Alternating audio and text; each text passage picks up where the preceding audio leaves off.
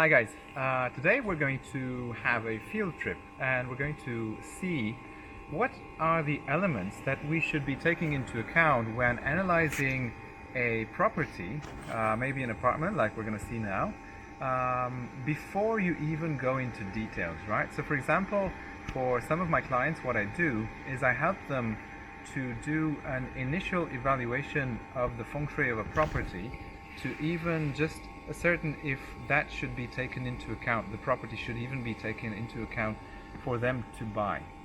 Once the big things are taken into account, then we move on, if they buy the apartment, into a detailed Feng Shui analysis, teaching them how to use the building, how to use the good sectors and how to avoid the bad ones, and doing any adjustments that need to be done.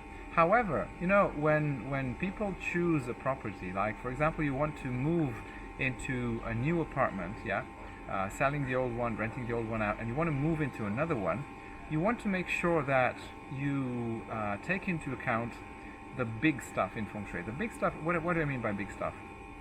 Those things that you won't be able to change. So for example, before I even go on site, what I do is I talk with my clients and I tell them what they should be looking for. So for example, I tell them two things, right?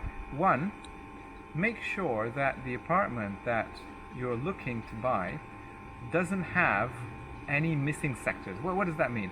It means that when you look at the architectural map of the apartment, you want to see a square or a rectangle, pretty much, no L shapes or E or U or T or any other letters, You want a plain and simple square or rectangle. Now, there might be small differences, small missing pieces, If they're small enough, they don't matter, But this is the first thing that you should be looking at, So don't even take into account apartments with significant parts of them missing, If you see an L shape, run away, Why? Because that L shape means that if you imagine like a pie, from the center of the apartment, some of the sectors will be missing, and those sectors are actually slices of energy that the universe sends your way, which the building cannot capture. It's like you're missing a limb, you're missing an arm, or you're missing a leg. So you want to avoid that, because those things you cannot remedy, especially in an apartment. Maybe in a house you can build it up, but it's costly, you don't want to do that, But in an apartment, in a block of flats, you can't do that, So that's one thing. The second thing that you want to pay attention to, or at least that I ask my clients to pay attention to, is to avoid properties which have big poles next to them. So for example, if you look behind me, behind me is such a very big and close pole, right? So that kind of electricity pole or telecommunications pole, or what you want, that is something that you want to avoid if your apartment is directly exposed to it, right? So if from the apartment you can see that you want to avoid. So these are the two rules that I advise my clients to look out for, so that they do an initial screening first.